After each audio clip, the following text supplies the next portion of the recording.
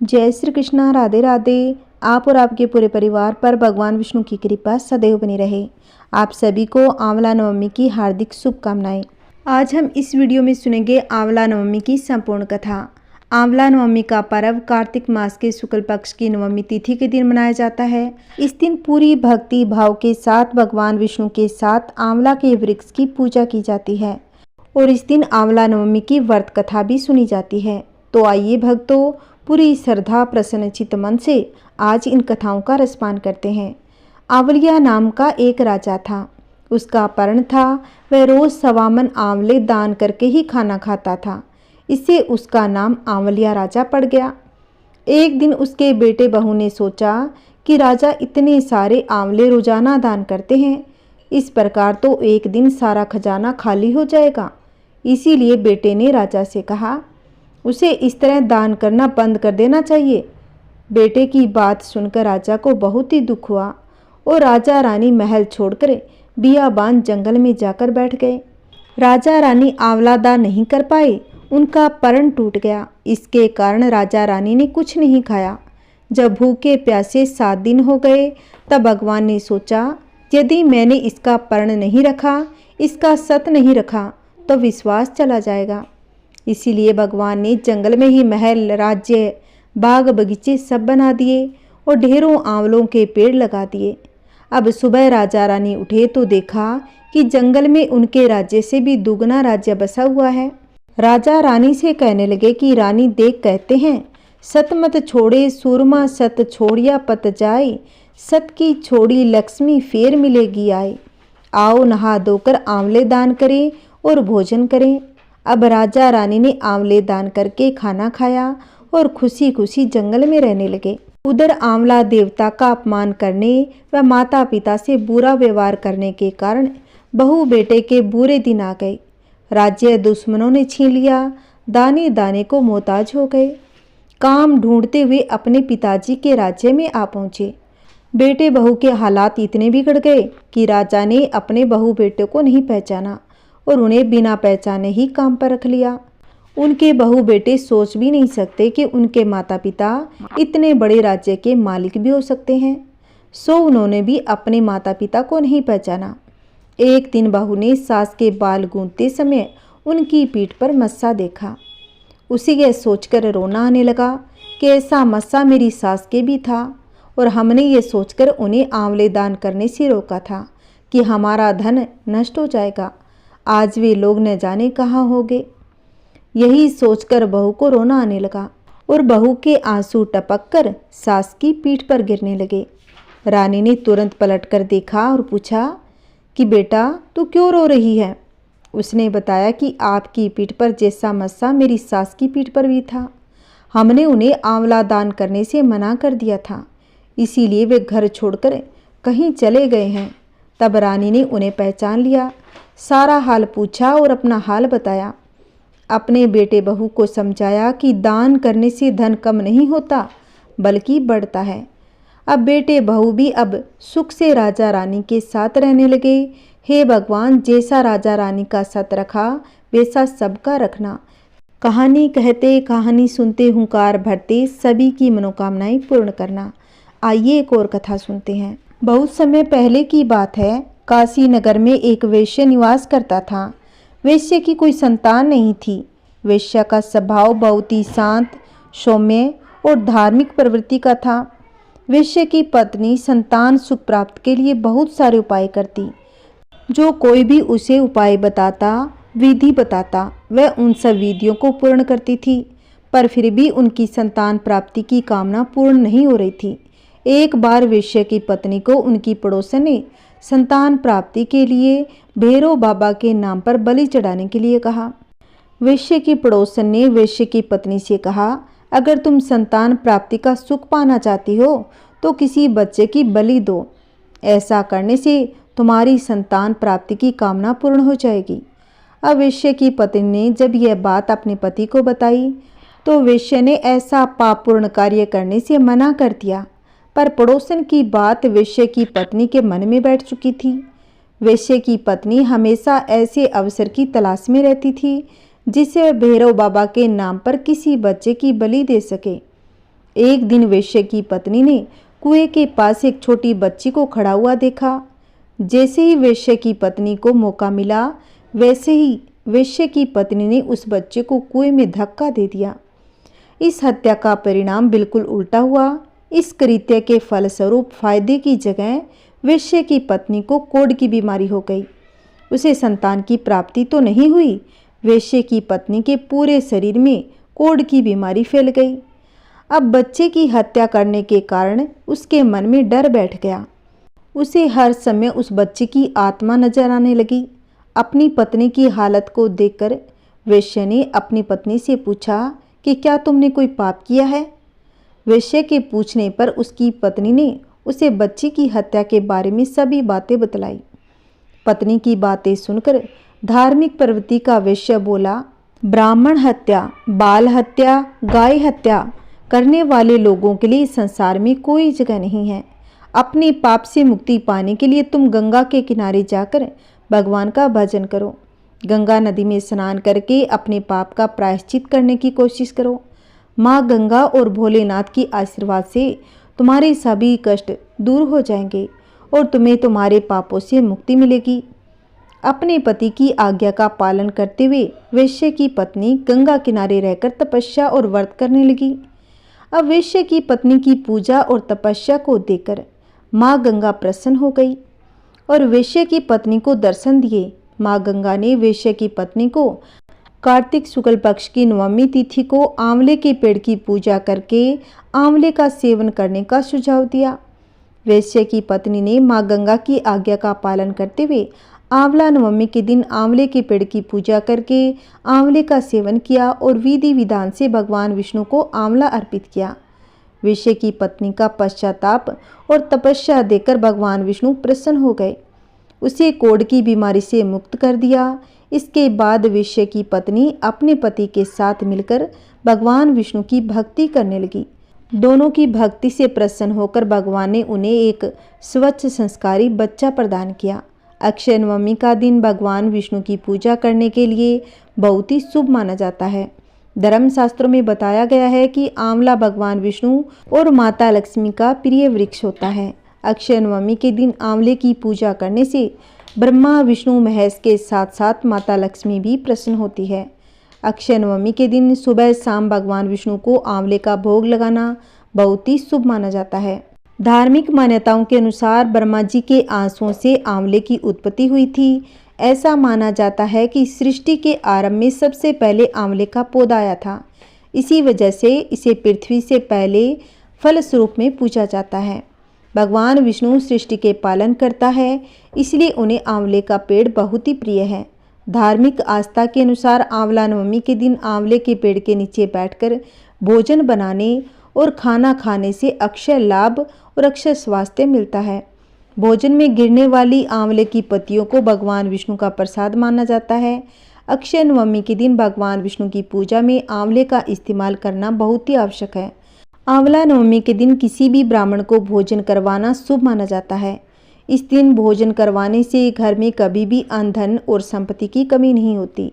अपने जीवन में सुखों की प्राप्ति करने के लिए आंवला नवमी के दिन सोना चांदी के अलावा अन्य मूल्यवान रत्नों को खरीदा जा सकता है।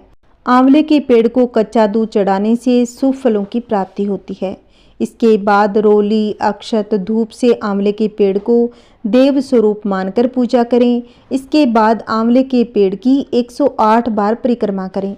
अगर आपसे 108 बार ना हो तो 8 बार परिक्रमा करें।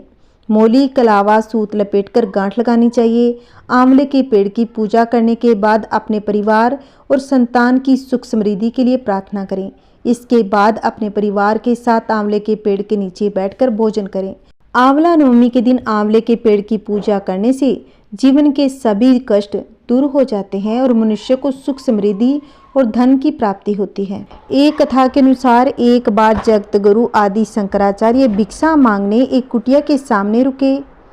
वहाँ एक बूढ़ी औरत रहती थी जो अत्यंत गरीब और दयनीय स्थिति में थी। शंकराचार्य की आवाज़ सुनकर वह बूढ़ी औरत बाहर आई। उसके हाथ में एक सूखा आंवला था।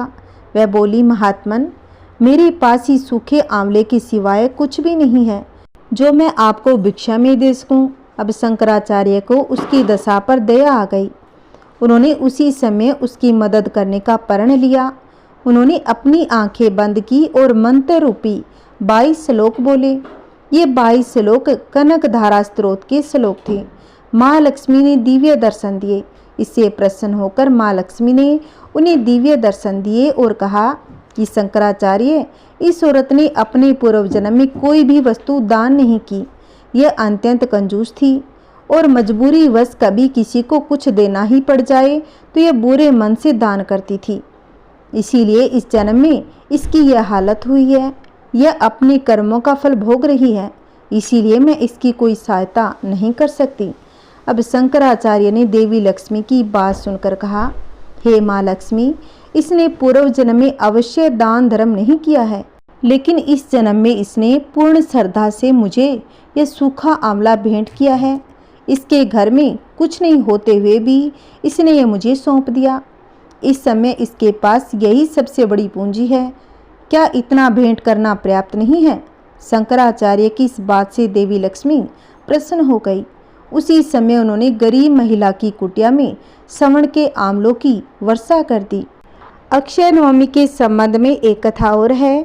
दक्षिण में स्थित विष्णु कांची राज्य के राजा जयसेन के इकलौते पुत्र का नाम मुकुंद देव था।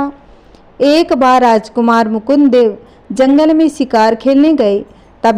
तभी उसकी नज़र व्यापारी कनकादीप की पुत्री किशोरी के अति सौंदर्य पर पड़ी, तो वे उस पर मोहित हो गए। मुकुंद देव ने उससे विवाह करने की इच्छा प्रकट की। इस पर किशोरी ने कहा, मेरे भाग्य में पति का सुख नहीं लिखा है। राज ज्योतिष ने कहा है, मेरे विवाह मंडप में बिजली गिरने से मेरे वर की तत्काल मृत्यु हो जाएगी। परंतु मुकुंद देव अपने प्रस्ताव पर अडिग रहे। उन्होंने अपने आराध्य देव सूर्य और किशोरी ने अपने आराध्य भगवान शंकर की आराधना की। भगवान शंकर ने किशोरी से भी सूर्य की आराधना करने को कहा। अब किशोरी गंगा तट पर सूर्य आराधना करने लगी। तभी विलोपी नामक दैत्य किशोरी पर झपटा तो सूर्य देव ने उसे तत्काल भस्म कर दिया। सूर्य देव ने किशोरी से कहा, तुम कार्तिक शुक्ल नवमी को आंवले के वृक्ष के नीचे विवाह मंडप बनाकर मुकुंद देव से विवाह कर लो। दोनों ने मिलकर मंडप बनाया। अचानक से आसमान में बादल घिर आए और बिजली चमकने लगी। भांवरे पड़ गई तो आकाश से बिजली मंडप की ओर गिरने लगी, लेकिन आंवले के वृक्ष ने उसे रोक लिया। इस कहानी के कारण आंवले के वृक्ष की पूजा होने लगी। बहुत समय पहले की बात है। एक गांव में एक सेठ रहा करता था। वह हर साल आंवला नवमी के दिन ब्राह्मणों को आंवले के पेड़ के नीचे बैठाकर भोजन कराता। इसके साथ ही सोना चांदी आदि भेंट में देता। लेकिन ये सब चीज़ें सेठ के बेटों को बिल्कुल भी अच्छी नहीं लगती थी। ऐसे में वह अपने पिता से खूब झगड़ते। इन सब बातों से तंग आकर सेठ ने घर छोड़ दिया, दूसरे गांव में जाकर रहने लगा। इसके साथ ही सेठ ने जीवन यापन के लिए एक छोटी सी दुकान कर ली। इसके साथ ही उस दुकान के आगे एक आंवले का पेड़ लगाया। भगवान की कृपा इतनी हुई कि दुकान खूब चलने लगी। इसके साथ ही उसने अपने नियम को न तोड़ते हुए हर साल आंवला नवमी के दिन विधिवत पूजा करने के साथ ब्राह्मणों को भोजन कराकर दान देता। वहीं दूसरी ओर सेठ के पुत्रों का व्यापार ठप हो गया। ऐसे में सेठ के बेटों को समझ आने लगा कि वो अपने पिता के भाग्य का खाते थे। अपनी गलती समझकर वे अपने पिता के पास गए और अपनी गलती की माफ़ी मांगने लगे। फिर पिता के कहने के बाद उन्होंने भी आंवला के पेड़ की पूजा करनी शुरू कर दी और दान करने लगे। इसके प्रभाव से सेठ के बेटों के घर पहले की तरह खुशहाली छा गई और घर में सुख समृद्धि के साथ रहने लगे। जैसे भगवान ने सेठ को दिया वैसा भगवान सबको दे। कहानी कहते कहानी सुनते हुंकार भरते सबके घर में सुख शांति बनाए रखें। बोलिए गणेश महाराज की जय हो। आइए अब सुनते हैं गणेश जी की कहानी। एक समय की बात है। गणेश जी महाराज एक सेठ जी के खेत में से जा रहे थे तो उन्होंने 12 दाने अनाज के तोड़ लिए। फिर गणेश जी के मन में पश्चाताप होने लगा, मैंने तो सेठ जी के यहाँ चोरी कर ली। तो गणेश जी सेठ के यहाँ 12 साल की नौकरी के लिए चल पड़े। अब गणेश जी नौकर का रूप धारण करके सेठ से नौकरी मांगने लगे। तब सेठ को जरूरत थी। अब गणेश जी को नौकरी पर रख लिया तो गणेश जी सेठ के 12 साल की नौकरी करने लग गए।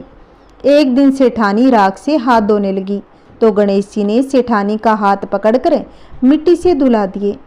सेठानी सेठ जी से बोली, ऐसा क्या नौकर रखा है, नौकर होकर उसने मेरा हाथ पकड़ लिया। सेठ जी ने गणेश को बुलाकर पूछा, तुमने सेठानी का हाथ क्यों पकड़ा? तो गणेश जी ने बोला, मैंने तो एक सीख ही बताई थी, राख से हाथ धोने से घर की लक्ष्मी नाराज होकर चली जाती है और मिट्टी से हाथ धोने से आती है।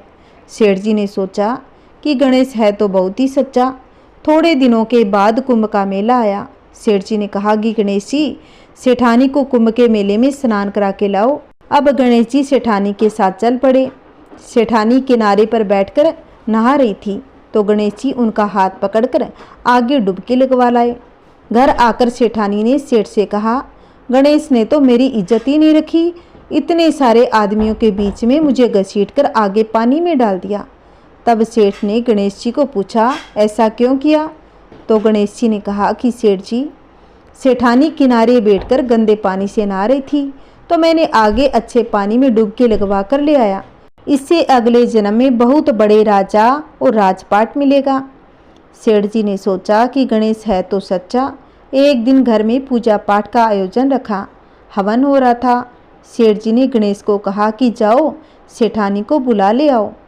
अब गणेश जी सेठानी को बुलाने गए तो सेठानी काली चुनरी ओढ़कर चलने लगी तो गणेश जी ने काली चुनरी फाड़ दी और कहा कि लाल चुनरी ओढ़ के चलो। अब सेठानी और भी नाराज हो गई और गणेश पर जोर जोर से बोलने लगी। तब सेठ ने आकर पूछा कि क्या बात हो गई? तो सेठानी ने बोला कि गणेश ने मेरी चुनरी फाड़ दी। अब सेठ जी ने गणेश को बुलाकर बहुत ही डांटा और कहा, तुम बहुत बदमाशी करते हो। तो गणेश जी ने कहा, पूजा पाठ में काला वस्त्र नहीं पहनते, इसीलिए मैंने लाल वस्त्र के लिए कहा। काला वस्त्र पहनने से कोई भी शुभ काम सफल नहीं होता। फिर सेठ जी ने सोचा कि गणेश है तो बहुत ही समझदार। एक दिन सेठ जी पूजा करने लगे तो पंडित जी ने बोला कि वो गणेश जी की मूर्ति लाना भूल गया, अब क्या करें? तो गणेश जी ने बोला कि मेरे को ही मूर्ति बनाकर विराजमान कर लो, आपने सारे काम सफल हो जाएंगे। यह बात सुनकर सेठ जी को बहुत ही गुस्सा आ गया और को बोले कि तुम तो सेठानी से ही मजाक करते थे, मेरे से भी करने लगे। तो गणेश जी ने कहा, मैं मजाक थोड़ी कर रहा हूँ, मैं तो सच्ची तो कह रहा हूँ। इतने में ही गणेश ने गणेश जी का रूप धारण कर लिया और सेठ और सेठानी ने ही गणेश जी की पूजा की। पूजा खत्म होते ही गणेश जी अंतर ध्यान हो गए। सेठ सेठानी को बहुत ही धोखा होने लगा। उन्होंने कहा, हमारे पास तो गणेश जी रहते थे, हमने उनसे इतना काम करवाया। तो गणेश जी ने सपने में आकर सेठ जी को कहा, आपके खेत में से मैंने 12 अनाज के दाने तोड़े थे, उसी का दोष उतारने के लिए मैंने आपके घर 12 साल की नौकरी की। हे गणेश महाराज, जैसे सेठ को दिया वैसा भगवान सबको दे। कहानी कहते कहानी सुनते हुंकार भरते सभी की मनोकामना पूरी करें। बोलिए गणेश महाराज की जय हो। आइए अब सुनते हैं जो हर व्रत कथा के बाद लपसी तपसी की कहानी सुनी जाती है। इस कथा को सुने बिना कोई भी व्रत का पूरा फल नहीं मिलता। लपसी और तपसी की कथा इस प्रकार है। एक समय की बात है, लपसी और तपसी नाम के 2 भाई रहते थे, जिनमें तपसी हमेशा भगवान की तपस्या में लीन रहता था और वहीं उसका भाई लपसी प्रत्येक दिन 1.25 सेर की लपसी बनाकर भगवान को भोग लगाता, फिर स्वयं भोजन करता था। एक दिन किसी कारण दोनों भाइयों में लड़ाई होने लगी। लपसी कहने लगा कि मैं बड़ा हूँ, तपसी कहने लगा कि मैं बड़ा हूँ। इस प्रकार दोनों भाई लड़ी रहे थे। इतने में संयोगवश वहाँ नारद जी आ गए। नारद जी ने कहा कि आप दोनों लड़ क्यों रहे हो? तब दोनों भाइयों ने अपनी अपनी वजह बता दी। लपसी बोला कि मैं बड़ा हूँ, तपसी बोला कि मैं बड़ा हूँ। नारद जी, आप ही बताइए कि हम दोनों में से कौन बड़ा है? नारद जी ने कहा, अभी तो मैं जल्दी में हूँ, इसके बारे में कल आकर बताऊंगा। दूसरे दिन लपसी और तपसी नहाकर अपनी रोज की भक्ति करने आए तो नारद जी ने छुपकर 1.25 करोड़ की एक एक अंगूठी उन दोनों के आगे रख दी। तपसी की नज़र जब अंगूठी पर पड़ी तो उसने चुपचाप अंगूठी उठाकर अपने घुटने के नीचे दबा ली। लपसी की नज़र अंगूठी पर पड़ी लेकिन उसने ध्यान ही नहीं दिया।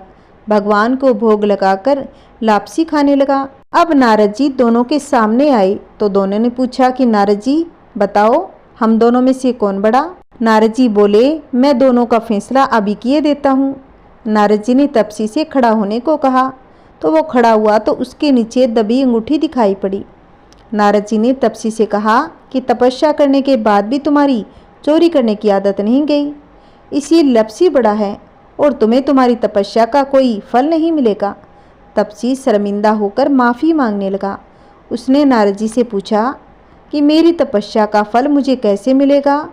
नारद जी ने कहा, यदि कोई गाय और कुत्ते की रोटी नहीं बनाएगा तो फल तुझे मिलेगा। यदि कोई ब्राह्मण को भोज करवाकर दक्षिणा नहीं देगा तो उसका फल तुझे मिलेगा। यदि कोई साड़ी के साथ ब्लाउज नहीं देगा तो फल तुझे मिलेगा। यदि कोई दिए से दिया जलाएगा तो उसका पुण्य तुझे मिलेगा। यदि कोई सारी कहानी सुने लेकिन तुम्हारी कहानी नहीं सुने तो फल तुझे मिलेगा। उसी दिन से हर व्रत कथा कहानी के बाद लपसी तपसी की कहानी सुनी जाती है। इसीलिए कहा जाता है कि जब भी हम रोटी बनाते हैं तो सबसे पहले हमें गाय कुत्ते की रोटी बनानी चाहिए। अगर हम कभी ब्राह्मण को भोजन करवाते हैं तो उसको दक्षिणा जरूर देनी चाहिए। किसी को साड़ी देते हैं तो उसके साथ ब्लाउज देना चाहिए। ये नियम है, अगर ये सब नहीं करते तो उसका पुण्य नहीं मिलता। इसी प्रकार सभी कहानियाँ सुनने के बाद लपसी तपसी की कहानी तो अवश्य सुननी चाहिए। जय श्री कृष्णा, राधे राधे, ओम नमः शिवाय। आइए अब सुनते हैं भगवान विष्णु की आरती। ओम जय जगदीश हरे स्वामी, जय जगदीश हरे। भक्त जनों के संकट, दास जनों के संकट क्षण में दूर करे। ओम जय जगदीश हरे।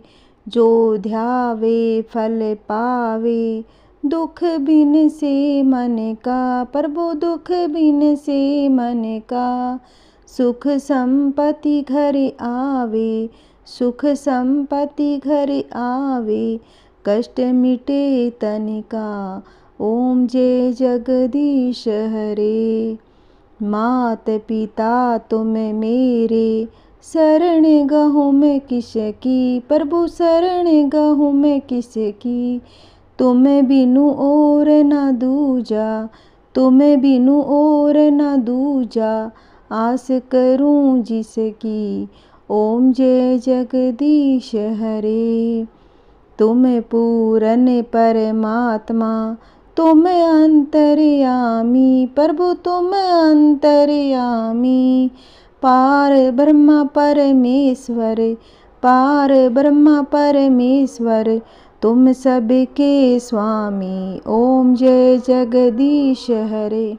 करुणा के सागर, तुम पालन करता, प्रभु तुम पालन करता। मैं मूर्ख खल कामी, मैं मूर्ख खल कामी, कृपा करो भरता। ओम जय जगदीश हरे।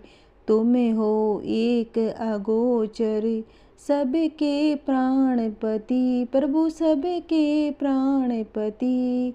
किस विधि मिलूं दया मैं, किस विधि मिलूं दया मैं, तुमको मैं कुमति। ओम जय जगदीश हरे। दीन बंधु दुख हरता, तुम ठाकुर मेरे, प्रभु तुम ठाकुर मेरे। अपने हाथ उठाओ, अपने हाथ उठाओ, द्वार पड़ा तेरे। ओम जय जगदीश हरे। विषय विकार मिटाओ, पाप हरो देवा, प्रभु पाप हरो देवा। श्रद्धा भक्ति बढ़ाओ, श्रद्धा भक्ति बढ़ाओ, संतन की सेवा। ओम जय जगदीश हरे। तन मन धन और संपत्ति, सब कुछ है तेरा, प्रभु सब कुछ है तेरा। तेरा तुझको अर्पण, तेरा तुझको अर्पण, क्या लागे मेरा। ओम जय जगदीश हरे। जगदीश्वर जी की आरती जो कोई नर गावे, प्रभु जो कोई नर गावे।